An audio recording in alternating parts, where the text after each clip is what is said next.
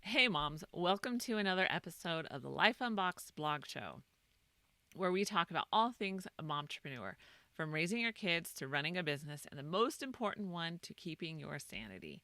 I'm Jodie the mom from lifeunboxed.blog, and if you're enjoying this content, please like the video, subscribe to the channel, and leave a comment below. This really helps to just support the channel, and I appreciate it. If you are listening to the podcast, be sure to subscribe to the podcast, share the podcast with your friends, and leave a 5-star review wherever you're listening. Remember, I would love to hear your questions that you just can't seem to get answered, so let me know what they are. Don't be shy. So let's get into our final show of the Roundup series. So I have been putting compilations of different topics together because I've given myself December off, just a nice boss like that. And so this is the last one. So I will be back in January, or I guess we are in January. So I will be back next week with one of the regularly scheduled episodes. So this one, we're going to talk about some honest advice from a homeschooling mom of 6. So being a homeschool mom and momtrepreneur requires understanding balance. And if you've listened to one of my conference talks, and I'll leave that link below, I describe what this means. So I will describe it here. It's not the zen-like balance of a teeter totter, but more like the balance of walking a tightrope. It's not easy, but it can be done. And that is the balance we are wanting to achieve as momtrepreneurs and homeschooling moms. There is definitely a whole lot more that could be said on this topic of working from home and homeschooling, but this is my best attempt to give you some honest advice from a homeschool mom and mom boss. If you're watching on YouTube, all of these shows will be linked in the playlist below. So I'll put a playlist together and I'll leave the link below. If you're listening via the podcast, then look for the encore episodes every day this week. They will be posted for your listening pleasure. Okay, so the first show I'm going to introduce you to is how to work from home with kids. 5 ways to be more productive. So we've been told a lot that it's impossible to work from home with kids. I know I used to hear it like, how would you do that? Like, incredulous, like that can't be done. But when there are no other options, you find out that something that was always said that couldn't be done actually could be done. So in case you missed it, something strange happened in 2020.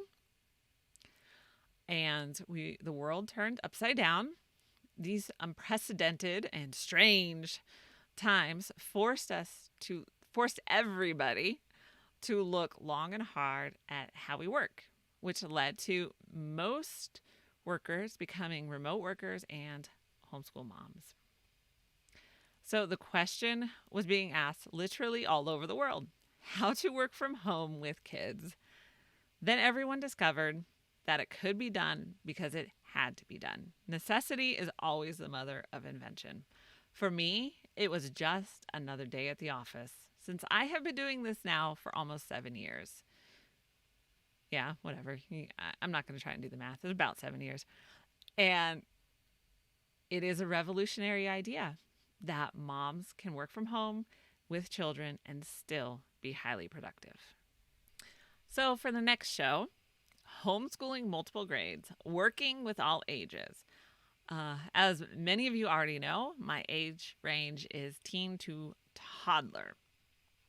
So homeschooling these multiple ages can be a juggling act, and it requires your mom multitasking skills. So a lot of moms, when starting out homeschooling, make the mistake of assuming homeschooling is public schooling at home. So we picture ourselves standing in front of the whiteboard with all of our well-behaved children sitting properly at their desks, and we teach our heart outs. But when you're homeschooling multiple grades, this is not an accurate picture. But it is possible to work from home and homeschool your kids and succeed at both. For the next show, how to choose the best homeschool curriculum for your tribe. So I had an epiphany a few years ago, that sudden, intuitive perception kind about curriculum. So as I was banging my head on the wall for the millionth time because I was frustrated with the curriculum, and so was my son, I realized something. Part of the reason we homeschool is so we can tailor curriculum and teaching to each child. I don't need to force my kids into a specific curriculum that we both end up hating. So if you've been a parent for any length of time, you know your child is unique. There are no two children alike. There may be similarities in personality, but every child is different. And homeschooling breaks the one-size-fits-all mold of a traditional classroom. So how do you pick the best curriculum for your child? All right, that brings us to, but what about socialization? Social opportunities for your kids. So this show talks about the biggest question always asked by new homeschoolers. And I don't care where you're at or if it's, because everyone has done it, it's not so much asked. No, every homeschooler, I still see this question being asked. But what about socialization? What social opportunities are there for kids? So it is important, I'm going to say this, Mom, you and your kids need a social life. As a homeschool mom, you need adult interaction and your kids need to make friends. So make it a priority to figure out ways to socialize. As a second generation homeschooler, I've heard this question and comment for more than 25 years now. And most of the time it is a sincerely asked question, but it is rooted in a myth. Now, my intention with the show is not to be controversial, but to calm any fears from my own personal experience. So here's the myth. Kids can only make friends or be social in a school setting. And you'll have to watch or listen to the show to find out more. Okay, so I have a lot of shows for this playlist this time around. The next one, 5 practical tips to keep grades for school when you hate to grade. This is my dreaded task. And, it's the kind of task that you need to psych yourself up 4 days ahead of time and then you just keep putting it off. Yeah, it's the kind of task that this is for me. And grading for 4 kids multiplies this feeling by 4. So it can get overwhelming, just having the number of kids and keeping up with everything. It's not my favorite thing to do, obviously, but through trial and error, I have found a system that works. And if you're feeling mom guilt when it comes to keeping grades for school, banish it. You homeschool because you want to tailor curriculum and teaching for your child, not because you love to grade. So give yourself permission to hate this part.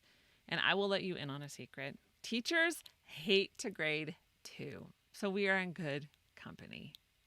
All right. And the next class is how to teach a homeschooling co-op class. I mentioned social opportunities in one of the shows above. So a homeschooling co-op is a great place to make friends for mom and kids. So you get the benefit. You kill 2 birds with 1 stone.